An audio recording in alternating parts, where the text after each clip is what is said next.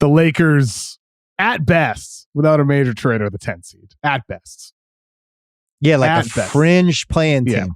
At best, because 8 teams are going to be better than them for sure. Warriors, Nuggets, Grizzlies, Clippers, Suns, Mavs, Pelicans, Wolves. Then on the mismatch on Tuesday, Chris Vernon and I, hyped up the Kings. We really like what we saw from them in preseason, the moves they made. Blazers, as of now, trying to win games with all the money they spent this summer.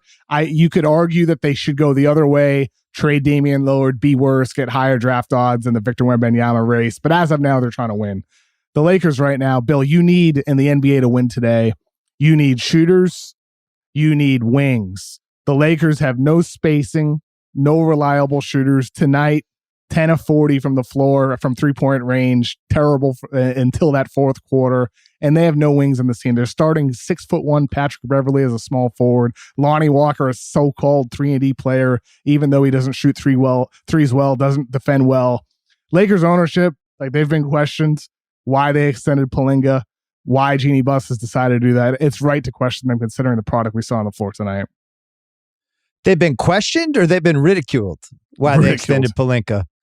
I was stunned. It's one of those teams when you actually watch it, you're preseason, you listen to podcasts, you watch the clips, but then when you actually see the team, it had a feel of a team that guys were out. And it's like, well, when they get so-and-so off the injured list and so-and-so off the IR, and it's like, no, this is actually the whole team. They started Beverly and Westbrook and Lonnie Walker the fourth. And then the 5 guys off the bench initially were Matt Ryan, Gabriel, Toscano Anderson, Reeves, and Nunn. There's no help on the horizon. There's no free agent who's going to be ready in December. This is the team. KOC, my overreaction on top of your overreaction, I think this is actually the worst 3 through 10 in the league. Who has a worse 3 through 10? Even if you go to the bad teams like OKC, San Antonio, maybe Charlotte, I don't know, name a team, I still might like their 3 through 10 better. You could argue every single player 3 through 10 in the Lakers is below average.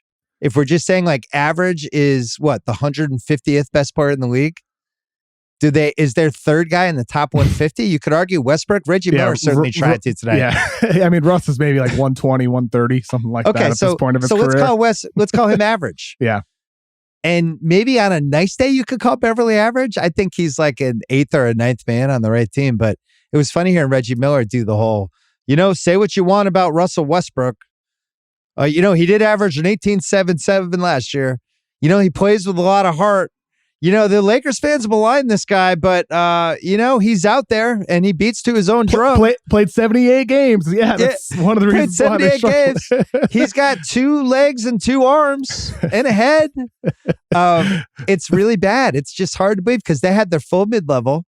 They had a couple side levels. They had the THT contract that was $10 million. That was at least a little tradable. I just don't know how they didn't do better than this. I mean, the thing with them is at this point, you look at the team, what we saw in preseason, what we saw tonight, and what we just saw on paper, what was kind of obvious all along here. A Russell Westbrook and 2 first-round picks deal for Miles Turner and Buddy Hield, that helps you, that makes you more watchable, but that doesn't solve all their issues. It doesn't solve all the shooting problems, all the defensive issues at the wing position. So if you're the Lakers, you have Russ, and I think despite no matter how average or below average this team might be from now until February 9th, the trade deadline, I think they got to wait as long as they can to trade Russ rather than make a panic move for Turner and Hield. You got to find what comes up. You got to find out where it comes up. It could be Hayward and Rozier, and you only might need 1 pick to get rid of something like that. And then you hold that other one for something else, and you make 2 separate trades, and then your team suddenly looks better than settling now for Turner and Hield. And maybe you end up getting them for less than 1 first. Maybe it's 1 first and a bunch of seconds. The Sixers 3 through 10 guys. Maxey, Tucker, Harris, Niang, House, Harrell, Thibault, and Melton. What a difference. I think you could argue all of those guys would be the Lakers' 3rd best player. Maybe Niang versus Westbrook. I don't know. But Niang, for what the Lakers need. You're taking Russ over Niang. Yeah, but for what the Lakers need. Sure. Celtics, they're 3 through 10, taking out Tatum Brown, Horford, Smart, White, Grant Williams, Brogdon. Then it goes into the Hauser, Griffin, Vonleh. But all of those guys probably would have played for the Lakers today. I don't know what the moves are. I'm with you, though. You can't panic yet. Plus, Davis looked great. And they're going to win their fair share, I think, to at least not dip too far. I don't think they're in danger of being like a 15-30 type team. They'll hang around if those two guys are healthy. I picked them to go over because I thought the panic trade was coming sooner than later. And I think, let's say they start out 1-6, something like that. The difference this year is I think LeBron knows that this title has sailed for this season, which is what leads me to my overreaction, my first one. So LeBron was 23-1 on FanDuel to win the scoring title.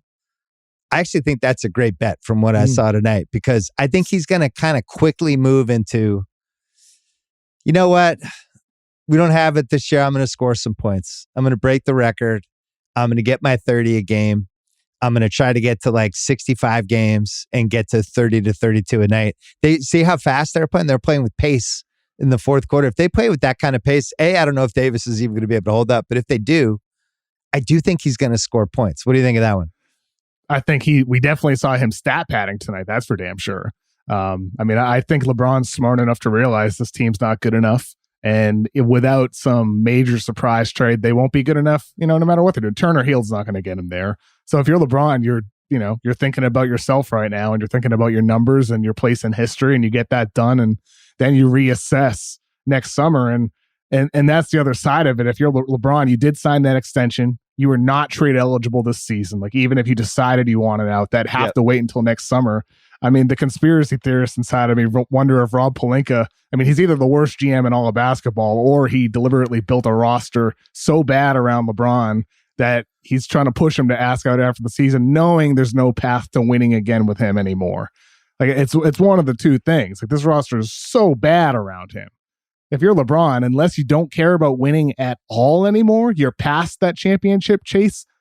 I don't see how you can. When you're LeBron and you're still playing at the level that you can, it's disappointing to me in a way, Bill, that we are at that stage where he's stat padding and he's still not competing, because he's still a player worthy of contending for championships. He just has the worst through to 10 around him, as you just said.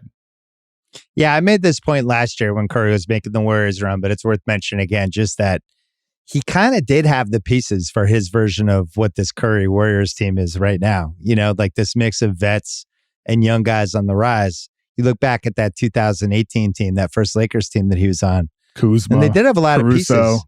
Oh, yeah. Brandon Ingram and Hart and Lonzo's on there. And they had all the draft picks, right? They had every draft pick coming. They had a lottery pick in the draft that was coming.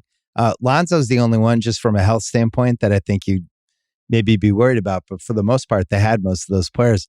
I don't see a lot of outs for them. I didn't see it before the season. I thought them as a play-in team was a great bet. I think it was like, it's either minus 120 or plus 120. It was somewhere on even odds. But I think Dallas is going to be a play-in team. The West, like their top 7, 8, if you think New Orleans is going to be good, which I think we do, and if you think Sacramento is going to be sneaky, which I think all of us at the Ringer who follow basketball, we all love this Kings team, to the point that I'm actually probably scared for the Kings now. But to me, the Lakers are the 10th best roster, no matter how good Davis is. One thing that's on the Davis front is just the trade possibilities with them. If he just looks great for a month, could they look at that as a way, you know what? It's not going to work with this combo. We won the title. We got what we wanted. Maybe we send him and we try to rebuild, replenish, and we could deal with LeBron in the offseason, would be the other thing. It's possible. That definitely could be a path that makes sense, because if we saw what teams were offering for Kevin Durant, and granted no deal ended up happening, if the Lakers were to put LeBron James on the block or AD on the block before the deadline. Well, it can't be LeBron. It has to be Davis. Yeah, LeBron. It would be AD before the deadline. LeBron for the summer. Either of those guys on the block, you're getting a massive haul in return for them, and then suddenly you get this young up and coming roster. You get your own first round draft pick in 2024. You can try to hit on that, build a young team, and try to do it in a way that doesn't involve LeBron making decisions or pushing for decisions in the front office.